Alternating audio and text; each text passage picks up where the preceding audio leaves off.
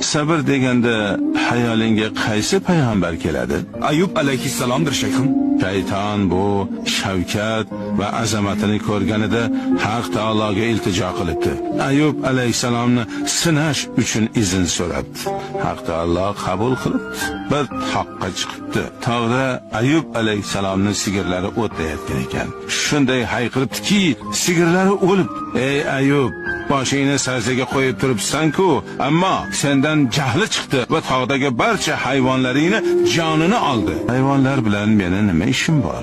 Men ojiz bir qulman" va yana sajda qilibdi.